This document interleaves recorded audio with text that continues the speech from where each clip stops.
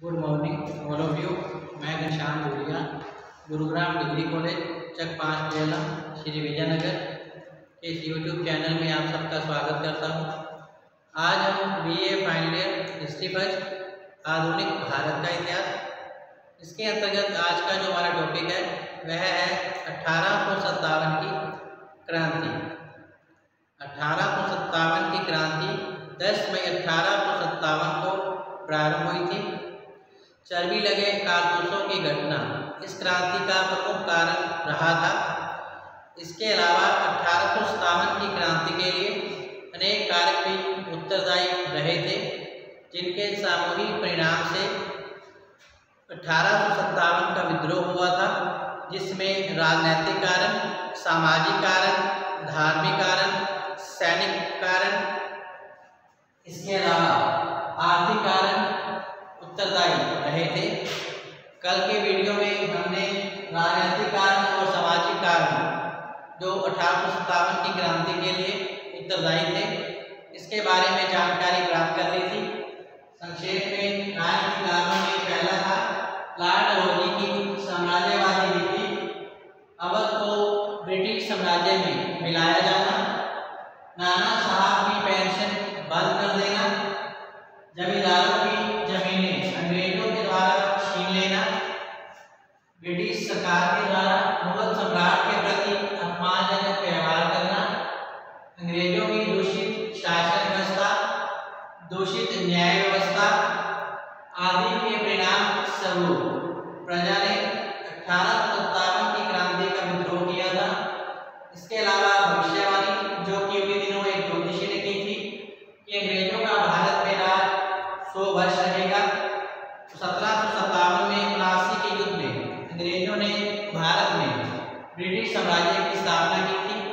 1857 में 100 वर्ष पूरे हो चुके थे, तो प्रजा को ऐसा लगा कि अब अंग्रेजों को बाहर निकाला जा सकता है। भविष्यवाणी से प्रोत्साहित होकर ही लोगों ने अंग्रेजों के प्रति विद्रोह का झंडा खड़ा करने का निश्चय कर लिया था। तो इस प्रकार राजनीतिक कारणों से 1857 की पृष्ठभूमि तैयार हुई। इसके अलावा सामाजिक कारण, जिसकी जानकारी कल की वीडियो में प्राप्त करनी थी। सामाजिक कारणों में पहला था भारतीयों को घृणा की दृष्टि से देखना अंग्रेजों के द्वारा। अंग्रेज भारतीयों को तुच्छ और हीन मानते थे, उन्हें घृणा की दृष्टि से देखते थे। इसके अलावा रूढ़िवादी भारतीयों में असंतोष की भावना व्यापक थी, क्योंकि अंग्रेजों ने भारत में रेल तार व्यवस्था शुरू की थी। इसके अलावा कन्या वध, बाल विवाह जैसी प्रथाओं को समाप्त करने का इन्होंने प्रयास किया था। इसके परिणाम स्वरूप रूढ़िवादी भारतीयों में असंतोष की भावना व्यापक हो गई थी। इसके अलावा अंग्रेज भारतीयों के साथ अपमानजनक व्यवहार करते थे। भारतीय लोग प्रथम श्रेणी के रेल के डिब्बों में यात्रा नहीं कर सकते थे तथा यूरोपियन होटलों क्लबों पर साफ लिखा होता था कुत्तों भारतीयों के लिए प्रवेश वर्जित है। इसी प्रकार किसी भी भारतीय के बाजार से गुजरने पर उन्हें अंग्रेजों के समक्ष झुककर सलाम करना पड़ता था। तो इस प्रकार भारतीयों के साथ अंग्रेज अपमानजनक व्यवहार करते थे, जिससे उनमें असंतोष की भावना घर कर गई थी। इसके अलावा अंग्रेज भारतीय संस्कृति, परंपराओं और रीति रिवाजों का उपहास मजाक उड़ाते थे।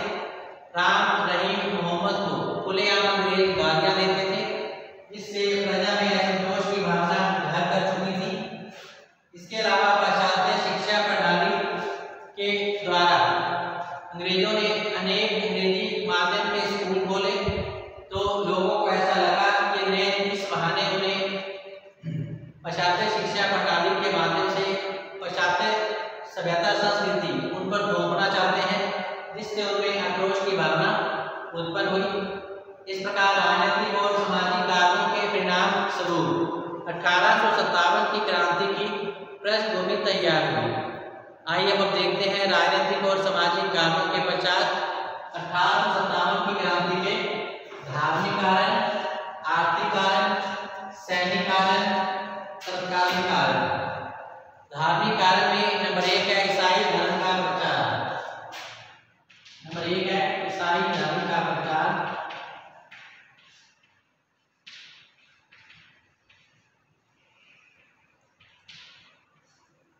ईसाई धर्म का प्रचार 1857 की क्रांति का एक कारण बना था। अंग्रेजी सरकार का प्रोत्साहन पाकर ईसाई धर्म के जो प्रचारक थे भारत में ईसाई धर्म का प्रचार प्रसार कर रहे थे। ईसाई धर्म प्रचारक दबाव और प्रलोभन लालच के द्वारा भारतीयों को ईसाई बनाने का प्रयत्न कर रहे थे।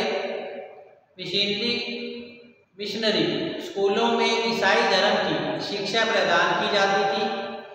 ईसाई धर्म प्रचारक हिंदू धर्म और इस्लाम धर्म की खुलेआम आलोचना किया करते थे। जेलों में भी ईसाई धर्म का प्रचार किया जाता था। बेरोजगारों, अकाल पीड़ितों, बंदियों, विधवाओं, अनाथों आदि को बलपूर्वक ईसाई बना लिया जाता था और अन्य प्रकार के इन्हें प्रलोभन भी दिए जाते थे।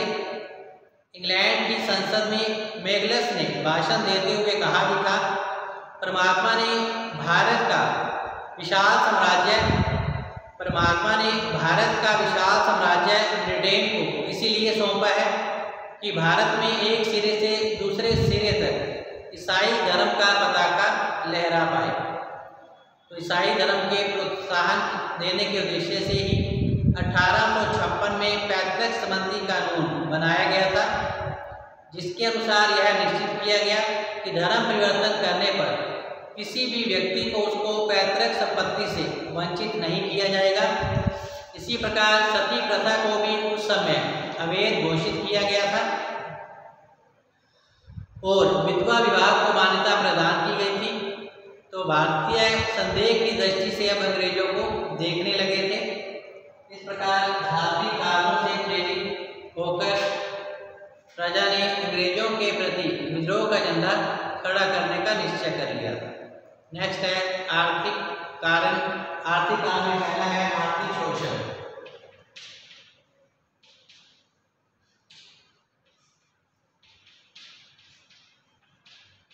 आर्थिक कारण में फर्स्ट नंबर है आर्थिक शोषण। अंग्रेजों ने भारतवासियों का जमकर आर्थिक शोषण किया था। वास्तव में भारत में ब्रिटिश सरकार का प्रमुख आधार भारत का आर्थिक शोषण करना रहा था।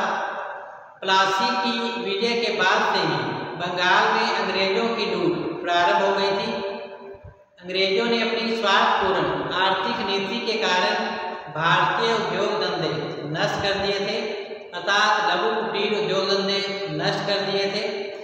इन्होंने भारतीयों के हितों की उपेक्षा ही की और अपने उद्योग धंधों को इन्होंने प्रोत्साहन दिया था। अतः अंग्रेजों की आर्थिक शोषण की नीति के कारण भारत में गरीबी, बेरोजगारी, भूखमरी बढ़ती चली गई थी, जिसके परिणाम स्वरूप लोगों में आक्रोश की भावना इस समय व्यापक हो गई थी। तो आर्थिक शोषण 1857 की क्रांति का एक कारण, प्रमुख कारण भी माना जाता है। नेक्स्ट है भारतीय उद्योगों का विनाश।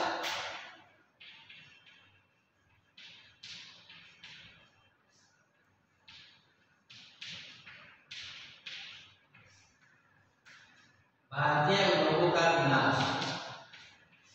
अंग्रेजों ने भारतीय उद्योगों का विनाश किया तथा अपने बड़े बड़े उद्योग धंधों को इन्होंने प्रोत्साहित किया था। अंग्रेजों ने अपने आर्थिक हितों की पूर्ति के लिए ही भारतीय उद्योग धंधे नष्ट किए थे।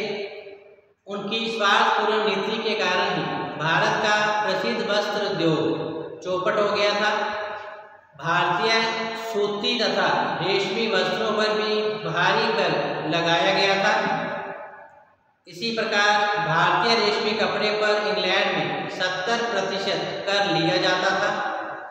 अतः भारत का मलमल, सूती कपड़ा और रेशमी कपड़ा इंग्लैंड में जाना बंद हो गया। इंग्लैंड में बना हुआ कपड़ा भारत के बाजारों में अब बेचा जाने लगा था, जिससे भारत का वस्त्र उद्योग नष्ट होता चला गया। भारत का कच्चा माल सस्ते मूल्यों पर खरीद कर इंग्लैंड पहुंचाया जाता था और इंग्लैंड से बना हुआ सामान भारत की मंडियों में लाकर अच्छी कीमतों पर बेचा जाता था। इससे इंग्लैंड के उद्योगों की तीव्र गति से उन्नति हुई। भारतीय उद्योग धंधे नष्ट होते चले गए और भारत आर्थिक दृष्टि से एक कमजोर राष्ट्र बनने लगा था। तो अंग्रेजों की स्वार्थपूर्ण नीति के कारण ही भारतीय उद्योग धंधे नष्ट हुए थे, जिसके कारण लोगों में आक्रोश की भावना फैल चुकी थी।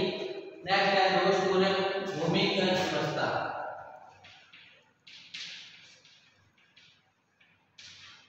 तीन नंबर पर है दोषपूर्ण भूमिगत व्यवस्था।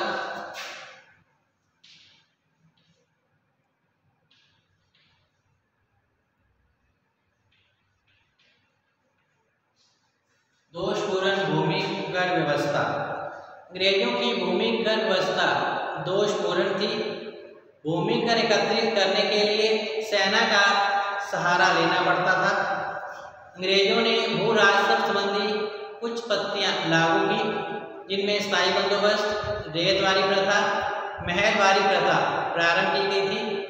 इन भू राजस्व संबंधी पत्तियों का प्रमुख उद्देश्य किसानों का जमकर शोषण करना था। तो दोषपूर्ण भूमि व्यवस्था के अंतर्गत किसानों की दशा खराब होती गई, उनका शोषण बढ़ता चला गया था।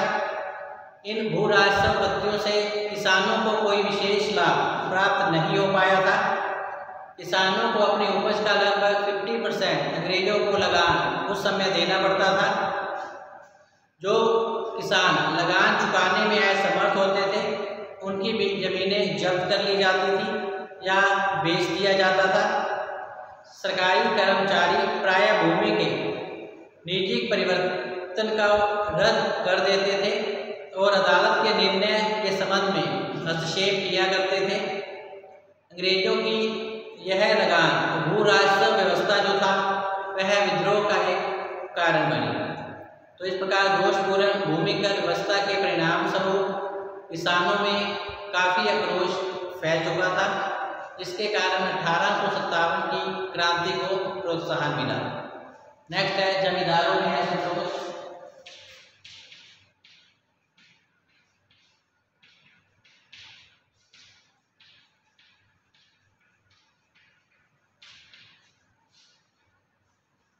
जमींदारों में असंतोष।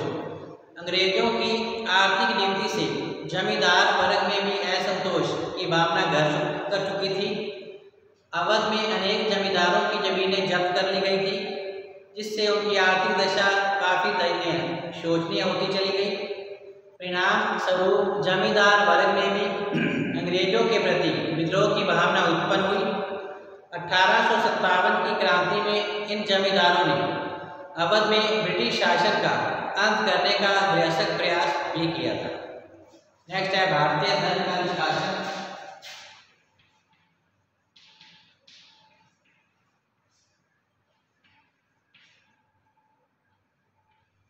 भारतीय धन का निष्कासन।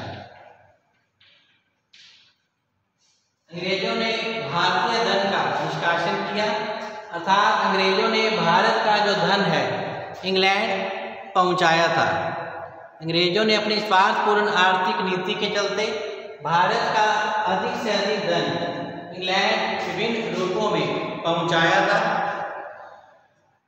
भारी वेतनों, उपहारों, भ्रष्ट तरीकों से प्राप्त धन, ठेकों, करों आदि के रूप में भारत की अतुल धन संपत्ति अंग्रेजों ने इंग्लैंड पहुंचाई थी, जिससे भारत में पूंजी का अभाव होने लगा। भारतीय कृषि, उद्योग धंधे, व्यापार वाणिज्य चौपट होने लगे थे। देश में गरीबी, बेरोजगारी, भूखमरी बढ़ने लगी थी, जिससे जनसाधारण में आक्रोश की भावना घर कर चुकी थी। अतः 1857 की क्रांति की पृष्ठभूमि तैयार होने लगी। नेक्स्ट है शिक्षित भारतीयों में असंतोष।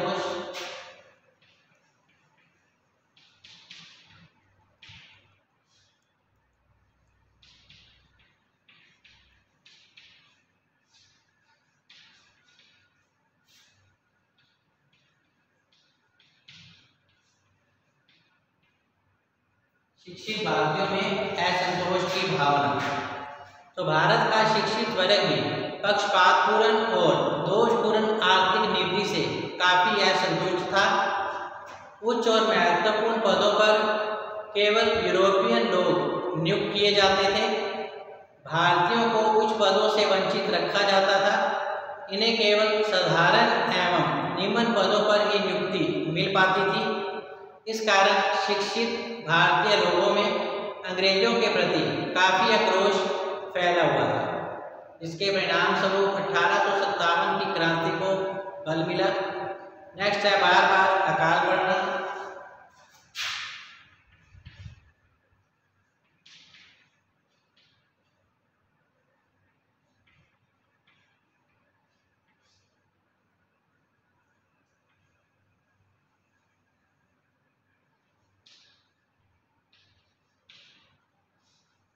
बार बार अकाल पड़ना भी 1857 की क्रांति का एक कारण रहा।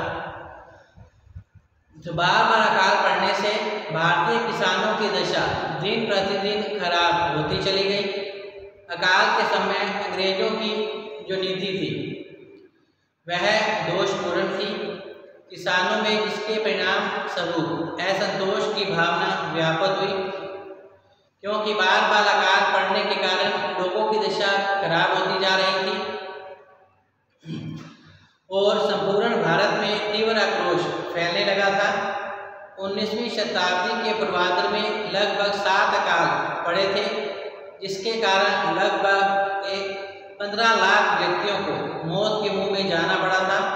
लेकिन अंग्रेजों ने इसके प्रति कोई विशेष ठोस कदम नहीं उठाए थे, जिससे जन साधारण में आक्रोश की भावना बढ़ने लगी थी। नेक्स्ट है सभी वर्गों में असंतोष।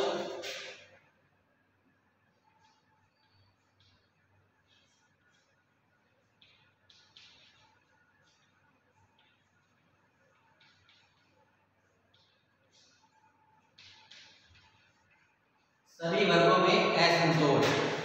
तो इस प्रकार अंग्रेजों की उपयुक्त आर्थिक नीति के परिणाम स्वरूप भारतीय जमींदार, तालुकेदार, कृषक, मध्यम वर्ग, शिक्षित वर्ग, श्रमिक, उद्योगपति, व्यापारी सभी असंतुष्ट थे। अंग्रेज कंपनी ने भारत की राजनीतिक सत्ता प्राप्त करके भारत का आर्थिक शोषण करना शुरू कर दिया था। अतः भारतवासी इस नीति से असंतुष्ट थे और वे ब्रिटिश शासन से अब छुटकारा पाना चाहते थे। अतः अंग्रेजों की आर्थिक नीति के परिणाम स्वरूप भारत के सभी वर्गों में असंतोष की भावना व्यापक हो गई थी, जिसके परिणाम स्वरूप 1857 की क्रांति का जो मार्ग है प्रशस्त हुआ। ये थे आर्थिक कारण। नेक्स्ट है सैनिक कारण। सैनिक कारणों में पहला है भारतीय सैनिकों में असंतोष।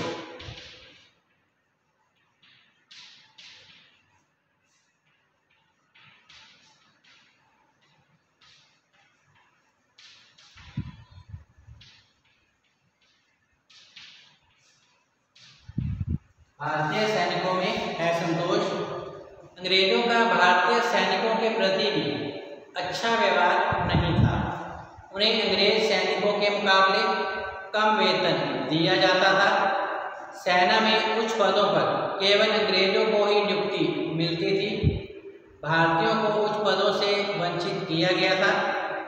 सेना में एक भारतीय सूबेदार का वेतन 35 रुपये मासिक था, जबकि अंग्रेज सूबेदार का जो वेतन है 195 रुपये था। 195 रुपये मासिक था। इसी प्रकार एक भारतीय सैनिक को केवल 8 रुपये मासिक वेतन मिलता था, जबकि अंग्रेज अधिकारी को अर्थात सैनिक को 70 रुपये मासिक वेतन दिया जाता था। तो इस भेदभावपूर्ण नीति के परिणाम स्वरूप भारतीय सैनिकों में तीव्र आक्रोश की भावना घर कर चुकी थी। नेक्स्ट है अवध का विलीनीकरण।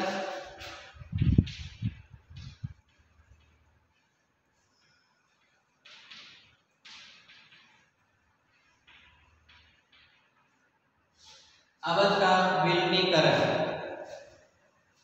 अवध का विलीनीकरण 1856 में अंग्रेजों ने अवध को ब्रिटिश साम्राज्य में कुशासन का आरोप लगाकर सम्मिलित कर लिया था, जिसके परिणाम स्वरूप सेना में तीव्र आक्रोश की भावना उत्पन्न हुई, क्योंकि इसके परिणाम स्वरूप बंगाल की सेना में 60% सैनिक अवध तथा उत्तरी पश्चिमी प्रांत से थे। अवध के विलीनीकरण के परिणाम स्वरूप 60,000 सैनिक उस समय बेरोजगार हो गए थे, अतः उनमें अंग्रेजों के विरुद्ध तीव्र आक्रोश की भावना उत्पन्न हो गई थी। इस प्रकार 1856 में अंग्रेजों ने अवध साम्राज्य को कुशासन का आरोप लगाकर ब्रिटिश साम्राज्य में शामिल कर लिया था, जिसके परिणाम स्वरूप जनसाधारण में आक्रोश की भावना बढ़ी, क्योंकि अवध के विलीनीकरण के परिणाम स्वरूप 60,000 सैनिक जो बेरोजगार हो गए थे, अतः इनमें आक्रोश की भावना व्यापक हो गई थी। नेक्स्ट है भारतीय सैनिकों को पर्याप्त सुविधाएं न देना।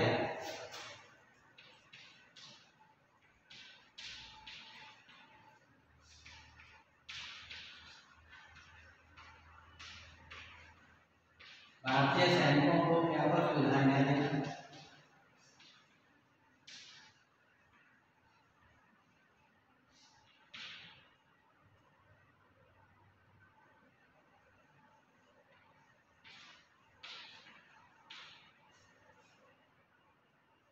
भारतीय सैनिकों को पर्याप्त सुविधाएं न देना। अंग्रेजों द्वारा भारतीय सैनिकों को पर्याप्त सुविधाएं उस समय नहीं दी जाती थी।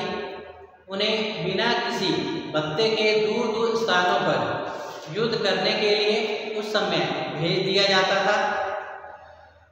उन्हें पहले के शासकों की भांति विजय प्राप्त करने के पश्चात भूमि, सम्मान व पद मिलने बंद हो चुके थे। उनके लिए पदोन्नति के अवसर न के बराबर ही थे। इस कारण भारतीय सैनिकों ने अंग्रेजों के विरुद्ध बार-बार विद्रोह का झंडा खड़ा किया। तो इस प्रकार भारतीय सैनिकों को पर्याप्त सुविधाएं न देना भी 1857 की क्रांति का कारण बना। नेक्स्ट है भारतीय सैनिकों की संख्या अधिक होना।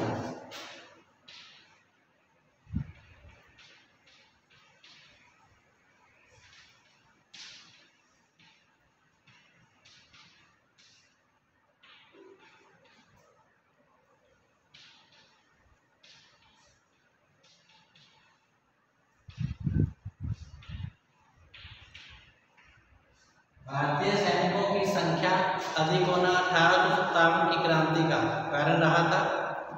1856 में कंपनी की सेना में 2,33,000 भारतीय सैनिक थे तथा 45,322 अंग्रेज सैनिक थे। अंग्रेज अधिकारियों की संख्या भी सेना में कम होती थी। इस प्रकार भारतीय और अंग्रेजी सेना की संख्या का जो अनुपात है 6 अनुपात रहा था, अर्थात भारतीय सेना अंग्रेजी सेना के मुकाबले 6 गुना अधिक थी। अतः भारतीय सैनिकों को इस बात का पक्का विश्वास हो गया कि यदि उनका अंग्रेजों से संघर्ष होता है तो उनकी विजय निश्चित है। यही कारण है कि इन्होंने अंग्रेजों के प्रति विद्रोह का झंडा खड़ा करने का निश्चय कर लिया था। फिर आइए देखते हैं तत्कालीन कारण चर्बी लगे कारतूसों की घटना।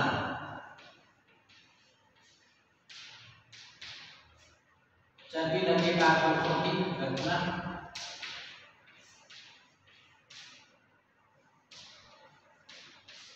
चर्बी लगे कारतूसों की घटना 1857 की क्रांति का तत्कालीन और प्रमुख कारण माना गया है।